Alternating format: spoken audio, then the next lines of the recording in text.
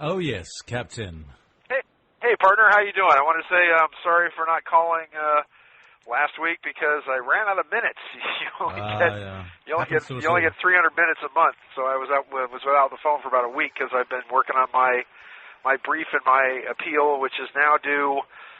That was the other thing too, is that my appeal was due September 4th, and I just couldn't get it done in time. The litany of crimes that they've committed against us is just too much.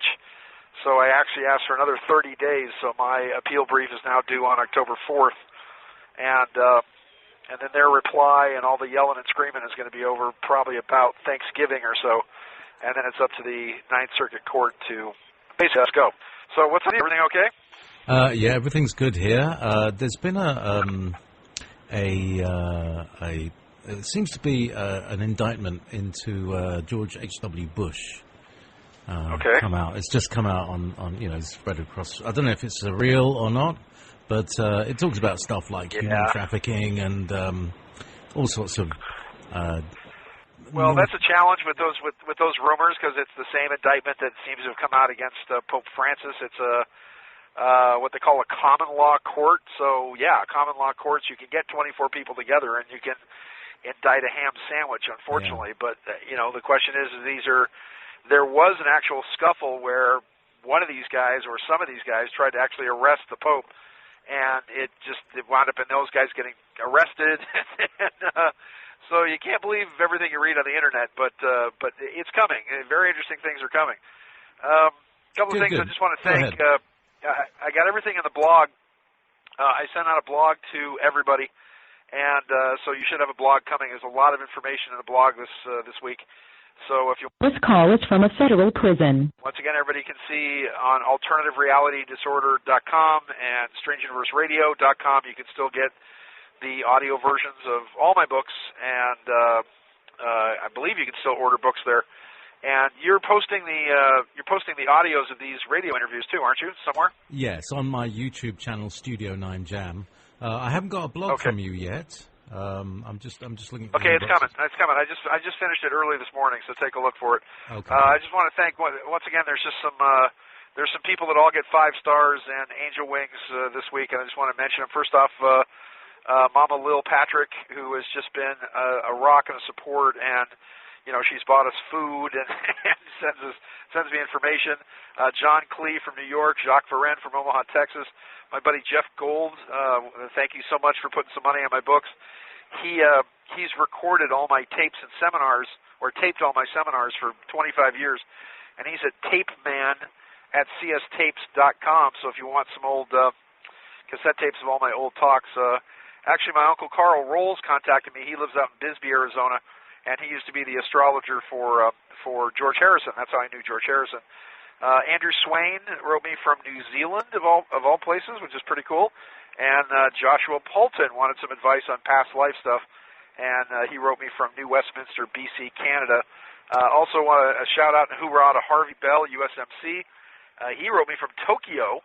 And once again, 5 stars and angel wings for Richard Scheinberg.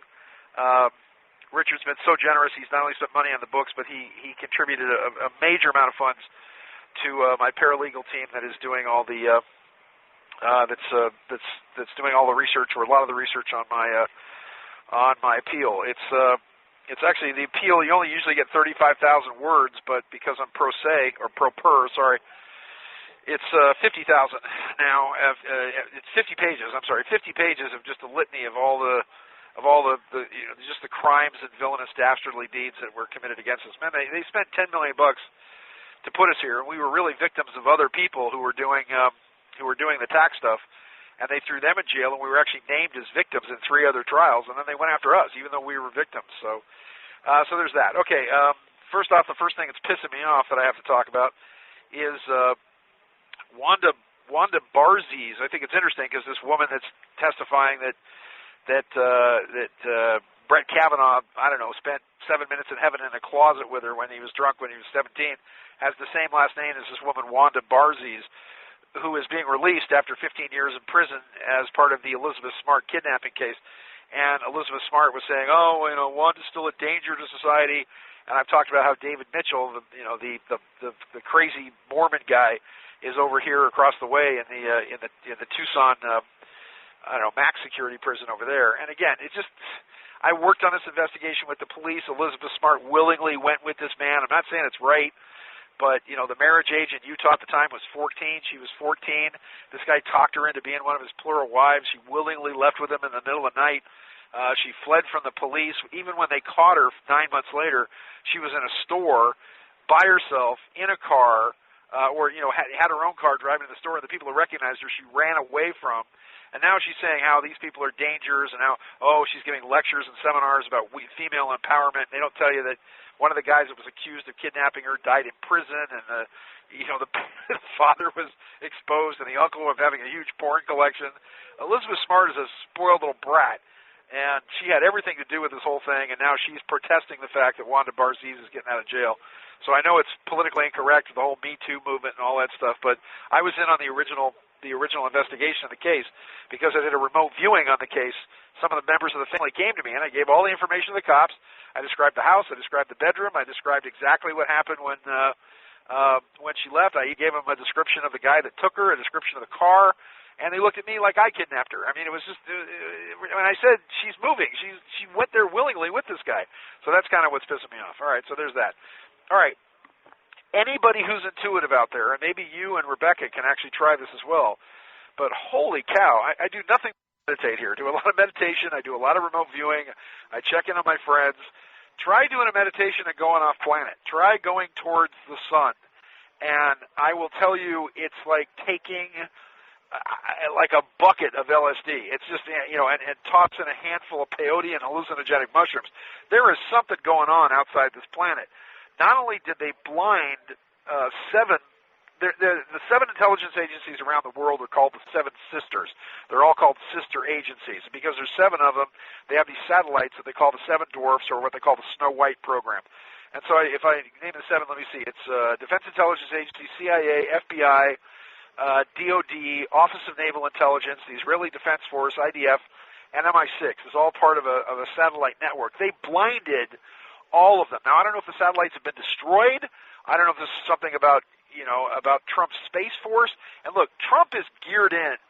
If you read Sands of Time, and, volumes 1, 2, and especially the Isomer Protocol, where at about 2005, 2006, we kind of punched the Galactic Federation in the nose and said, we're not going to be trapped on this planet anymore. But if you read Sands of Time, Donald Trump knows all about it. His father was actually part of the Roswell cover-up, and his father was the one that stopped a lot of technology from being distributed. If you look at the Roswell papers, you'll find Trump's father actually prominently named there. Anyway, I will give you my own impressions of what's going on. Something's happening with the sun, and I think this has to do with the Arcturians. The Arcturians are a 10th dimensional series of energy beings, and I was told years ago by a Pleiadian contactee named Audrey that the Pleiadians had given up protection of this planet.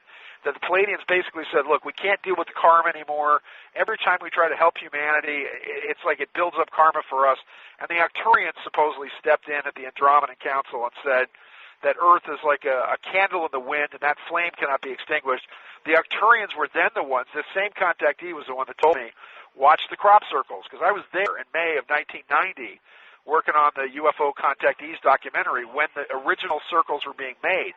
And it was in 96, I think it was. I was working on Strange Universe, 96, 97, that I made friends with a Pleiadian contactee who had some of the best photos, best film. We tried to take this guy to networks, and he just would not give us rights. We had to take business cards out of his hand. But he was the one that said the Arcturians had taken over, and that they were the ones that were responsible for the crop circles, and that the crop circles were going to change from just circles into glyphs and sigils that would actually be mathematical patterns that would, in fact, predict the future, which they did. They predicted comets. I forget the name of the comet that exploded that became the brilliant blue ball of gas, whatever else. So the Arcturians have taken over. So something's happened with Arcturian motherships that can either be very small or gigantically planet-sized and huge. And something's going on with wormholes or something being transported into the sun.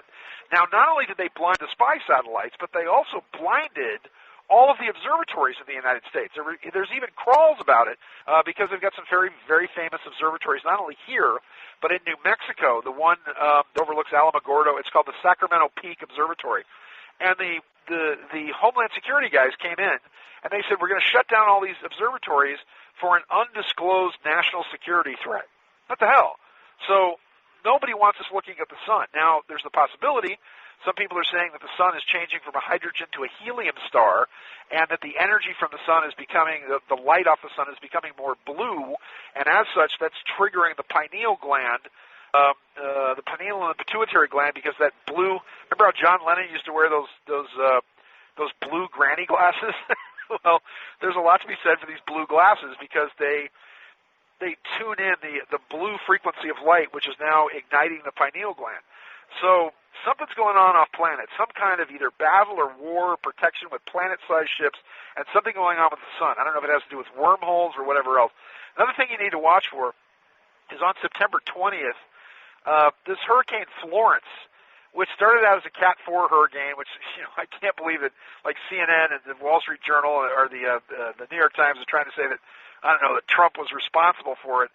I don't know, did he also use his magical superpowers to flatten the whole thing out into a tropical depression? But Hurricane Florence, which again just turned out to be nothing, is being used for Trump to set up on September 20th, there's going to be a test of the emergency broadcast system, but this is going to be a special presidential emergency broadcast system. And there's also executive orders in place, which are the beginning of things to come for the deep state conspirators in their attempt to maybe rig the midterm elections this November. And in addition, you have certain media types like FBI, DOJ, CIA that all conspired to leak intel in their attempts to undermine the people of the United States would and will not face charges on treason, but could possibly face charges of sedition, and certainly for the Secrets Act, basically. Everything's gonna. I still think the Kavanaugh vote is going to be Thursday. This call is from a federal prison. He's going to be confirmed as a Supreme Court justice, and once he gets in, I think that's also going to trigger the firing of Jeff Sessions, which will be good because finally we'll get a Attorney General that's not mentally retarded, and also Jeff Sessions is the guy that has been standing in the way of any sort of meaningful federal prison reform. By the way, my wife and I were both offered misdemeanors for this nonsense that we're in here for, and then they turned around and said, oh, well, you met Trump. You were on the stage with Trump. Well, Trump and Sessions are tough on crime, so we're going to throw the book at you. So grid blackouts. The next thing I'm predicting here is you have these massive fires in California, which I predicted, which were then followed by some pretty major earthquakes, which didn't make a lot of the news, but some of the biggest earthquakes they've had since Northridge. And there's the possibility of a false flag taking place that might cause a lot of panic in the terms of blackouts of the power grid in California and across the Pacific Northwest. Also I'm running out of time here. On September 21st, it's going to be very interesting because you have the spring equinox, and you have the sun is going to be at 0 degrees Libra, which is a massively powerful vortex for higher consciousness. And the veil between the realms is going to be thinner at the equinoxes. So what's happening is that now there's an alliance from upstairs, whether it's the Arcturians or the Pleiadians or whatever, that are now assisting what's going on here on Earth. And let me get some super metaphysical for you. The challenge here is that when December 21st, 17th through the 25th of 2012 happened, that galactic alignment was just the beginning. It was the beginning of the lifting on the right-hand side of the brain. That doesn't complete until sometime around June of 2025, another 13-year cycle from 2012. And, of course, by 2022, you're going to see the Death Star. There's a whole new star that's going to appear in the constellation of Cygnus that Madame Blavatsky said was going to be a Death Star that was going to lead to, the massive culling of animals and human beings on Earth. But it's also that the alliance is coming in. We finally have access to the quantum side of the brain. And once again, anybody who wants to write me, it's Sean Morton, P.O. Box 24549, Tucson, Arizona, 85734. God bless you, man. Thank you so much for letting me have some time. God bless you, Sean, and thank you for that stellar update there, indeed. So I hope the Arcturians are nicer than they are spoken about in Sands of Time. Yeah, well, they weren't quite the Arcturians, but it was somebody else. Those were the... Ah, yes. Not Arcturians. They were the... Yes, Aldebranians. Anyway, thank you very much, Sean. Good night.